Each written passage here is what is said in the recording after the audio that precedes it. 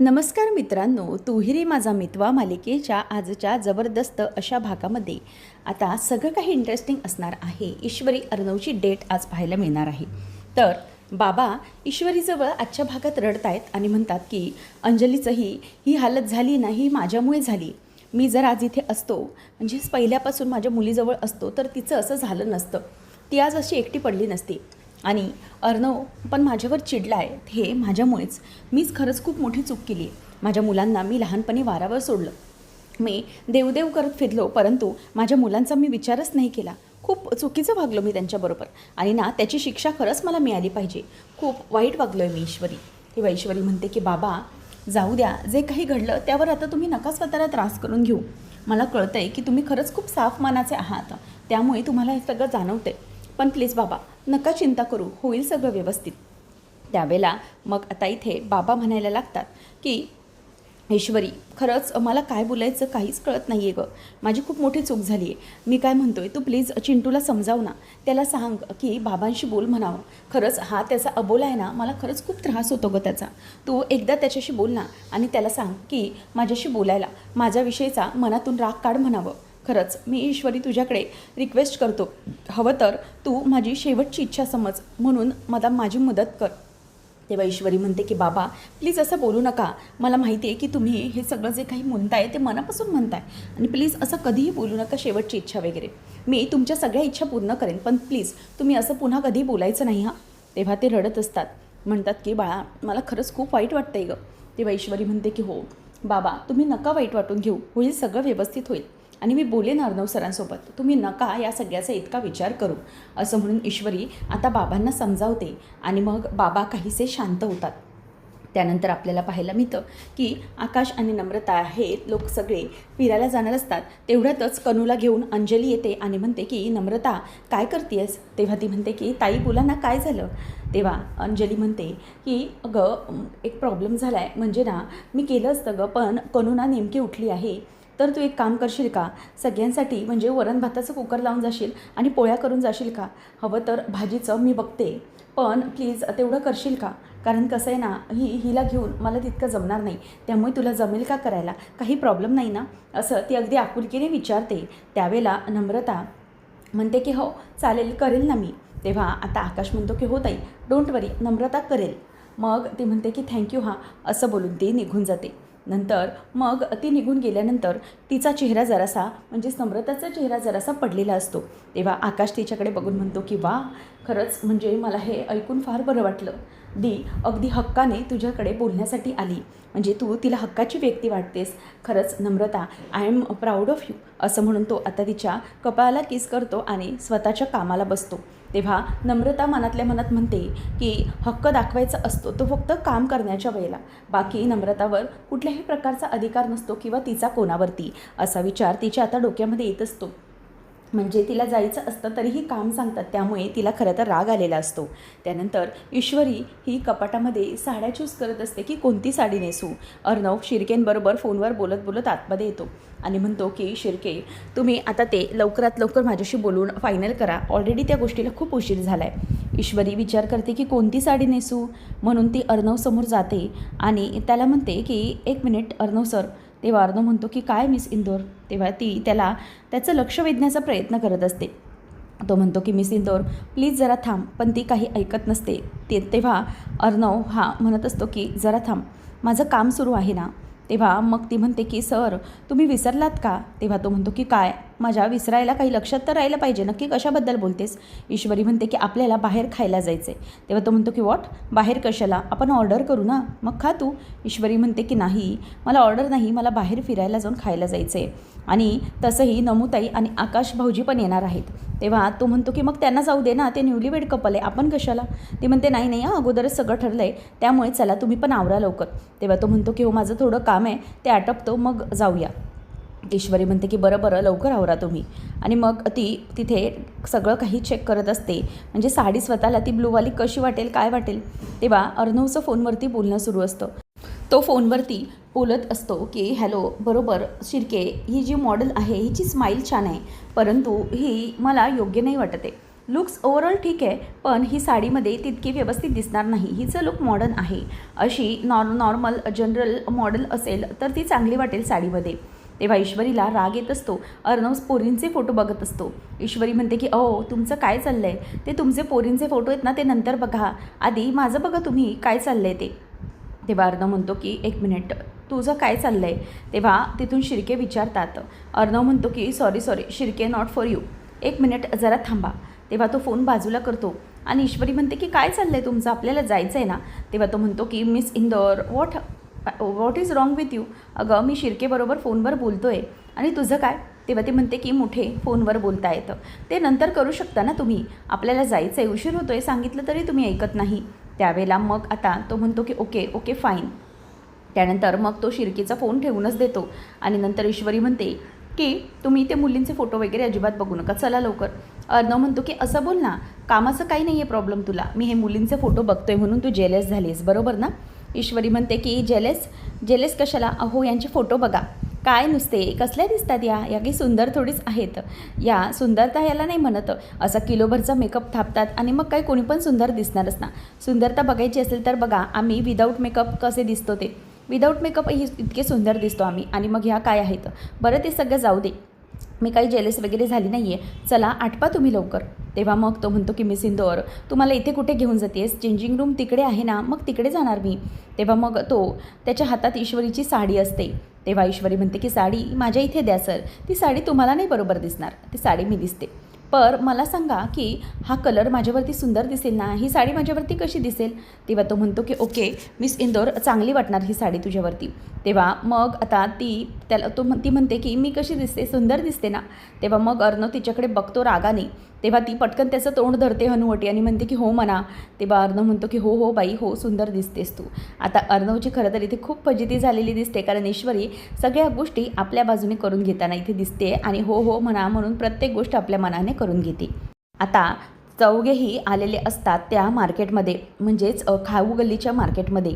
आणि तिथे आल्यानंतर ईश्वरी आणि नम्रता दोघी एकमेकींकडे बघतात आणि म्हणतात की वाव, किती भारी वाटतंय ना इतक्या दिवसानंतर नमुताई इथे असं येऊन. मला तर ना आपलं जे इंदोरचं सराफा मार्केट आहे ना तेच आठवलं, हे सगळे असे खाण्याचे पदार्थ बघून. तेव्हा मग लगेचच इंदोरला असं असायचं, पण इथे नाही. चला आपण इथे बाजूलाच एक रेस्टॉरंट आहे ना, तिथे जाऊया, असं अर्णव बोलतो. ईश्वरी म्हणते की सर अहो रेस्टॉरंट वगैरे कशाला पाहिजे, हे बघा ना इथे खायला किती छान छान व्हरायटी आहेत, मग कशाला पाहिजे रेस्टॉरंट, तिकडे नको जाऊया आपण खायला. त्यावेळेला मग आता लगेचच पुढे ईश्वरी म्हणायला लागते की दरवेळेला आपण खातो ना तुमच्या मर्जीने, आता आपण आपल्या मर्जीने खाऊया. आणि हो आकाश भाऊजी, तसंही तुम्ही ताईचं म्हणणं डावलणार आहात का, ताईला इकडे खायचं आहे. तेव्हा ती म्हणते की हो मला मस्त गोलगप्पे आणि चाट एन्जॉय करायचं आहे. त्याच वेळेला मग आता ईश्वरी म्हणते की आम्ही तर इंदोरमध्ये काय काय म्हणून मजा करायचो, तुम्हाला काय माहितीच नाही आहे, आज बघा तुम्ही आमची इंदोरची मजा. तेव्हा मग अर्णव म्हणतो की एक आपण नवीनच रेस्टॉरंट चालू झालं आहे, तिथे मुस्तके मशरूम खायला जाऊया. तेव्हा लगेच आकाश म्हणतो की वाव, मुस्तके मशरूम साऊंड्स इंटरेस्टिंग, यापूर्वी कधी बघितलं नव्हतं.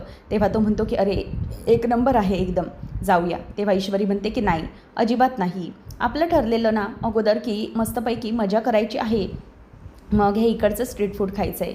ओके. आणि आकाश सर तुमचं काय, तुम्ही या भावाबरोबर जाणार आहात की तुमचं बायकोबरोबर ऐकणार आहात, बघा काय करायचं ते. तेव्हा मग आकाश म्हणतो की आता दादा आपण दरवेळा तर 5 स्टार रेस्टॉरंटमध्ये जातोच ना, आता आपण वाटलंच यांच्या मनासारखं खाऊया. त्याचबरोबर दोघीजणी हसायला लागतात. आणि नंतर मग ईश्वरी म्हणते की आता तुमच्यासमोर नाटकं करतायत आकाश भाऊजी, नाहीतर इथे मस्त पाणीपुरी आणि शेवपुरी एकदम दाबून खातात सर, स्ट्रीट फूड एन्जॉय करतात चांगलं. तेव्हा मग लगेच आकाश विचारतो की काय दादा हे सगळं बाहेरचं खाणं एन्जॉय करतो?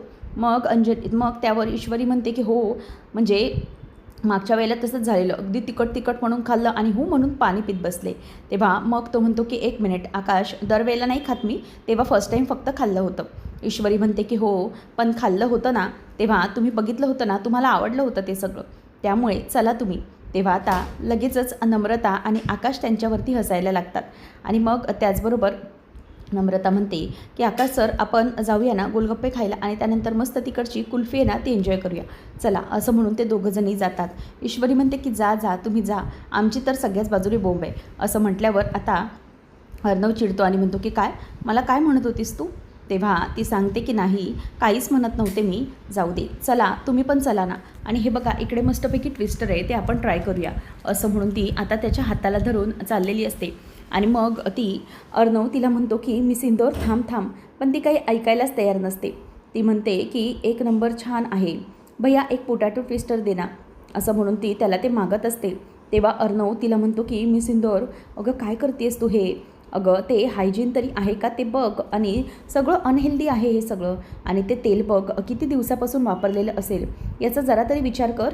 तेव्हा ईश्वरी म्हणते की सर, विचार केला तर आपण किती जगणार आहोत सांगा मला, कधीतरी असं जगलं पाहिजे, कधीतरी स्वतःचं लाईफ एन्जॉय केलं पाहिजे. आणि आपण काय म्हातारे झाल्यावर हे सगळं खाणार आहोत का? अहो हेच वय आपलं, सगळं काही खायचं, सगळं काही पचवायचं, हे सगळ्या वयामध्ये आपण असं वागू शकतो, नाहीतर नंतर हे सगळं पॉसिबल नाही होत. त्यामुळे लक्षात घ्या, तुम्ही उगीचच नको तो विचार करत बसू नका. आपल्याला स्ट्रीट फूड एन्जॉय करायचं आहे ना, मग ते करायचंच आहे, आणि मलाही हे खायचंच आहे, असं म्हणून आता ईश्वरी ही अर्णवच्या मागे लागलेली असते की काही करून मला हे स्ट्रीट फूड एन्जॉय करायचे म्हणजे करायचेच आहे. तेव्हा मग आता ईश्वरी म्हणते की 1 मिनिट अर्णव सर, आता बघा तुम्ही कशी मजा येणार आहे ते खायला. आणि तसंही आपण हे सगळं म्हणजे इंदोरला तर आम्ही इतकं सगळं खायचं, तुम्ही काय बघाल.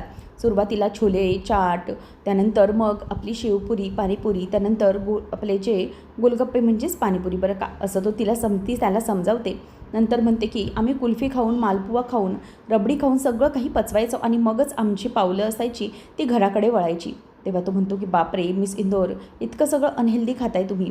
तेव्हा ती म्हणते की सर, हम इंदोर से है, आम्ही इंदोरी पदार्थ असेच एन्जॉय करतो, आणि त्यामुळे आम्ही सगळं काही व्यवस्थित खातो आणि पचवतोही. तुमच्यासारखं नाही आहे आपलं नुसतं डाएट फूड, त्याच्या नावाखाली काहीच नाही. तेव्हा मग तिचं ते ट्विस्टर येतं. तेव्हा ईश्वरी म्हणते की सर, खाणार का तुम्ही? तेव्हा तो म्हणतो की नको.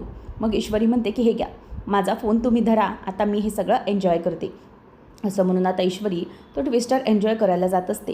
अर्णवला पुन्हा विचारते, पण तो नको नको बोलतो, त्यामुळे ईश्वरी पुन्हा ते खायला सगळं सुरुवात करते.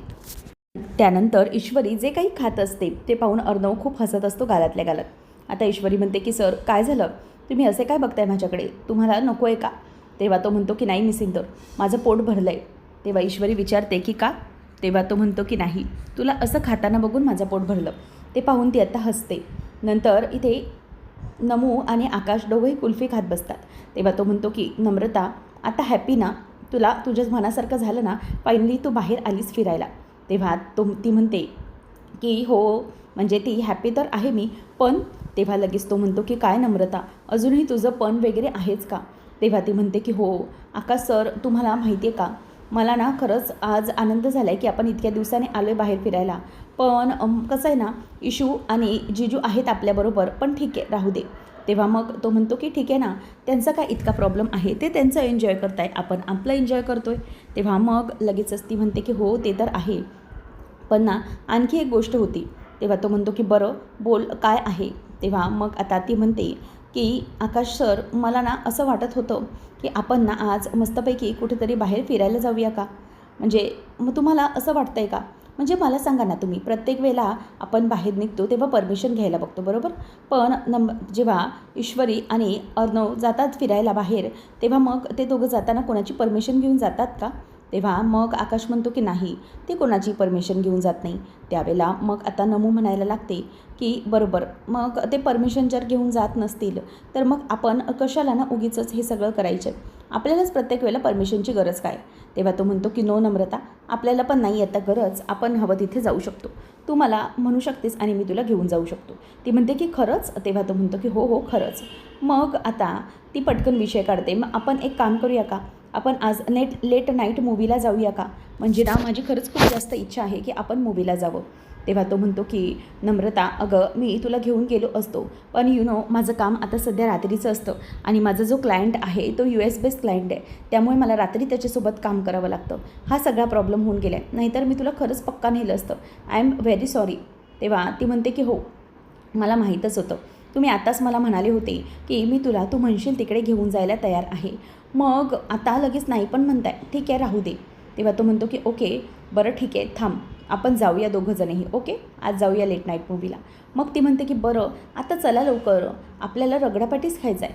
तेव्हा तो म्हणतो की पण मला सांग, अगं या कुल्फीनंतर रगडा पॅटीस कोण खातं? तेव्हा ती म्हणते की हम इंदोरवाले खाते, चला आता लवकर, असं म्हणून त्याला घेऊन जाते. तर इथे वल्लरी ही उदयकांतच्या घरी आलेली असते. त्याचा पत्ता म्हणजेच तिने घर बघितलेलं असतं, त्या घराचा पत्ता शोधत शोधत ती आता आलेली असते आणि विचार करते की हा उदयकांत राहिला तरी कुठे, म्हणजे फोनही उचलत नाही आहे आणि कुठे असेल नेमका. तेव्हा ती त्याच्या घराजवळ येते आणि त्याच्या घराला टाळं असतं. ती कुलूप बघून म्हणते की हा रमाकांत हा टाळं लावून गेलाय तरी कुठे. नंतर ती म्हणते की नाही, हा एक नंबरचा आगाऊ माणूस आहे, हा टाळं लावून घरातही लपून बसला असेल, त्याचा काही भरवसा नाही. त्यामुळे मग ती म्हणते की आता मला माझ्याच पद्धतीने हे टाळं तोडलं पाहिजे, असं म्हणून ती बाजूला दगड असतो तो दगड घेते आणि तिथे कुलूप लावलेलं असतं ते कुलूप त्या दगडाने आता फोडायला लागते. आणि त्यानंतर फायनली दगडने ते कुलूप फुटतं आणि मग दगड टाकून देऊन म्हणते फायनली झालं, असं म्हणून ती आता दरवाजा उघडते आणि दरवाजा उघडून पटकन आतमध्ये चोरासारखी शिरून दरवाजाला कडी लावते आणि आजूबाजूला आवाज देत असते, उदयकांत, उदयकांत आहात का तुम्ही? कुठे आहात तुम्ही? बाहेर या लवकर, ओ उदयकांत राजे शिर्के, असा आवाज ती देत असते आणि म्हणते की आवाज कुठेच येत नाही आहे, मला वाटतं की घरामध्ये कोणी नाही आहे. बरं झालं, जर घरात कोणी नसेल ना तर मला माझ्या पद्धतीने या घरात माझी जी महत्त्वाची वस्तू आहे ती शोधता येईल. चला, असं म्हणून आता ती स्वतःच सगळं काही शोधण्याचा प्रयत्न करू लागते. त्यानंतर मग आता ते शोधत असताना लोड वगैरे सगळं काही ती घेत म्हणजेच बाजूला करते आणि सगळ्या गोष्टी ती आता शोधत असते. त्याचबरोबर इथे आता मामी ही कपाट वगैरे शोधत असताना म्हणते की शी, कसला पसारा करून ठेवला आणि किती धूळ पडली या घरामध्ये, घराची काय अवस्था करून ठेवली, असं म्हणून ती ते घर आता बघत असते. आणि नंतर त्याच्या फोनवरती पुन्हा फोन लावायला प्रयत्न करते. आता तो फोन वाजायला लागतो, त्याचबरोबर त्या फोनची जी वाजण्याची रिंगटोन असते ती तिथेच बाजूला येत असते. ती म्हणते की हा फोन घरातूनच रिंगचा आवाज येतोय, आहे तरी कुठे याचा फोन, म्हणून ती आजूबाजूला आता फोन बघायला लागते. आणि त्यानंतर मग म्हणते की हा काय, या माणसाचा फोन तर इथेच आहे, शी, मग हा नेमका गेलाय तरी कुठे, हा उदयकांत कुठे तडमडलाय, कुठे गायब झालाय की याला कोणी गायब केलाय, अशी भीती तिला वाटायला लागते. त्यानंतर इथे राकेशचा जो जेलमधला सीन आहे तो दाखवला आहे. जेलमध्ये त्याच्याबरोबर इतरही दोघे कैदी असतात. आता राकेश हा मस्तपैकी जेलमध्ये बसलेला असतो आणि आराम करत असतो. तेव्हा मग लगेचच त्याला तिथे असलेले दोन जे असतात ते विचारतात की काय रे, तुला कुठल्या गुन्ह्यासाठी आतमध्ये टाकलं आहे, काय केलं आहेस, काय तू चोरी केली आहे, कोणाला मारलं आहे की पाकिटमारी केली की मुलीची छेड काढली, काय केलंस काय तू? तेव्हा दुसरा म्हणतो की मला तरी वाटतंय ना की याने पाकिट मारलेलं असणार, असाच वाटतोय हा, म्हणजे ह्याने इतका काही मोठा गुन्हा केलेला नसणार, काय आहेत गुन्हे तुझे सांग रे. आणि दुसरा त्याच्या बाजूला येऊन बसतो आणि म्हणतो की काय रे, तुला ऐकायला येत नाही का मी काय बोलतोय ते? मग तो सारखा सारखा राकेशला डिवचण्याचं काम करत असतो आणि राकेशला दिवसत तो म्हणतो की तुला काही आठवते का, बोल तू लवकर. तेव्हा आता लगेच दुसराही त्याच्या बाजूला येतो आणि म्हणतो की हा काही बोलायलाच तयार नाही, त्याला मास्क कुठला आहे काय माहिती, असं म्हणून आता तो त्याच्याशी बोलण्याचा प्रयत्न करत असतो. परंतु तेवढ्यातच राकेश त्याला माझा खुणावतो आणि बाजूला बसवतो आणि म्हणतो की बस इथे, मी सांगतो तुला मी काय केलं ते. त्यावेळेला आता राकेशच्या बाजूला येऊन तो गुंड बसतो आणि म्हणतो की बोल बोल, काय केलं आहेस? तेव्हा राकेश म्हणतो की तुला माहिती आहे का मी काय कांड करून आले होते, इथे बस, मी कानात सांगतो. तेव्हा आता तो बाजूला बसल्याबरोबर राकेश त्याच्या कानात बोलायला गेल्यासारखं करतो आणि जोरातच त्याच्या कानाचा चावा घेतो. त्याच्या कानाचा चावा इतका जोरात असतो की तो अगदी रडायला लागतो आणि अक्षरशः राकेशने त्याचं कानातून रक्त काढलेलं असतं, इतकं त्याला लागलेलं असतं त्याचे दात. तेव्हा तो आता बिचारा कळवळायला लागतो आणि म्हणतो की सर मला वाचवा. तेव्हा मग लगेचच इन्स्पेक्टर म्हणतात की अहो हवालदार, याला जरा डॉक्टरकडे घेऊन जा, ही जखम खूप खोल आहे, जा घेऊन लवकर, असं म्हणतात. ते त्याला घेऊन जायला सांगतात आणि राकेश आता जोरजोरात हसत असतो. त्याला ऐकायचं होतं माझे गुन्हे, ये आणखी दुसऱ्या कानाला सांगतो, असं म्हणून आता राकेश हसत असतो आणि त्याच्या तोंडाला नुसतं रक्त लागलेलं असतं जनावरासारखं. तेव्हा मग आता राकेश हसत असतो. तेव्हा इन्स्पेक्टर म्हणतात की काय झालं रे, तुला कसला माज आला आहे, शांत बस, तुझा माज उतरवू का मी आता सगळा? तेव्हा राकेश हसायला लागतो आणि म्हणतो की काय साहेब तुम्ही पण, अहो खरंच हा माणूस ना. तेव्हा आता लगेचच इन्स्पेक्टर साहेब म्हणतात दुसऱ्या त्या कैद्याला की बाबा तू पण जरा जा, दुसरीकडे जा, इथे थांबू नको, त्याच्याही जीवाला धोका आहे हे त्याला माहीत असतं. आणि राकेशला ते विचारतात की काय रे, पिसाळलेला कुत्रा आहेस का तू, चावतोस वगैरे कशाला त्याला, तुला अक्कल नावाची गोष्ट आहे की नाही? अरे माझ्या डोक्यात जाऊ नको, समजलंस ना, जेव्हापासून आलायस तेव्हापासून माझं डोकं खाण्याचंच काम करतोय, जरा गप्प बस, समजलं, असं म्हणून इन्स्पेक्टर त्याला ओरडत असतो. तो म्हणतो की ओ इन्स्पेक्टर साहेब, हो माझं काम तेच आहे, आणि मी इथेच थांबणार आहे. तेव्हा मग तो म्हणतो की इन्स्पेक्टर, तुला इथे ठेवायचं आहे की दुसरीकडे हलवायचं आहे सांग मला, कारण जर तू माणूस आहेस की जनावर आहेस. तेव्हा मग तो म्हणतो की साहेब, मी जनावरच आहे, पण काही 2 जनावरं मला भेटण्यासाठी इथे येणार आहेत. तेव्हा मग इन्स्पेक्टर म्हणतात की कोणी नाही येणार आहे भेटायला, तुला समजलं, चल निघ इथून, नाही तर तुला इथून हलवतो. तेव्हा तो म्हणतो की नाही साहेब, रिक्वेस्ट करतो, मला इथून हलवू नका, कारण की मला भेटायला 2 माणसं येणार म्हणजे येणार नक्की नक्की, मला माहिती आहे ते येणारच. आणि मग इन्स्पेक्टर साहेब त्याला पुन्हा लॉक लावून जातात. तो गाणं बोलतो, कोणीतरी येणार येणार ग, आणि जोरजोरात हसत असतो. तर पुढच्या भागामध्ये आता अर्णव चिडत असतो की हे सगळी हिंमत कोणाची झाली, बोर्ड ऑफ डिरेक्टर्सची मीटिंग बोलवायची, माझ्याशिवाय हिंमतच कोणी केली. अर्णव खूप चिडलेला असतो. त्याच वेळेला एक बाई पटकन आतमध्ये येते आणि म्हणते की मी केली आहे हिंमत. आता ती बाई तिच्या पियसोबत आतमध्ये शिरते. त्याच वेळेला मग ईश्वरी आणि अर्णव यांना तिला बघून धक्का बसलेला असतो. तेव्हा ती म्हणते की मी आहे देशमुख. तेव्हा मग आता हे ऐकल्यावर अर्णव म्हणतो की मी ओळखलं नाही तुम्हाला, कोण आहात तुम्ही. तेव्हा ती म्हणते की मी देशमुख आहे, या कंपनीचे 60% शेअर हे माझे आहेत आणि मी 60% ओनर आहे. हे ऐकल्यावर तो म्हणतो की व्हॉट. मग ती म्हणते की हो, कारण तुमच्या बहिणीचा नवरा आहे, म्हणजेच अंजलीच्या नावावरती असलेले 60% जे शेअर्स आहेत ते आता तुमच्या नवऱ्याने मला विकलेले आहेत, म्हणजेच तिच्या नवऱ्याने मला विकलेले आहेत. त्यामुळे आता या कंपनीची इक्वल ओनर आहे मी, असं म्हणून आता हे ऐकल्यानंतर अर्णवला जबरदस्त धक्का बसतो आणि अर्णव तिच्या हातातले पेपर्स घेतो आणि ते पेपर्स बघायला लागतो. आणि पेपर्स बघून त्याच्या पायाखालची जमीन हादरते, कारण की फायनली हे सगळं करण्याचं काम केलेलं असतं अंजलीच्या नवऱ्याने, म्हणजेच राकेशने. आता देशमुख आणि अर्णव यांच्यामधला जो काही हा वार आहे तो आपल्याला या आता पुढच्या काही भागांमध्येच पाहायला मिळणार आहे. आता हे सगळं जे काही चालू आहे, सगळं कसं थांबेल, अर्णव सगळ्या गोष्टी या देशमुखपासून कशा लांब करू शकतो, हे पाहणं रंजकतेचं ठरणार आहे. अशाच मालिकांचे अपडेट जाणून घेण्यासाठी आजच आपल्या चॅनलला सबस्क्राईब नक्कीच करा. धन्यवाद.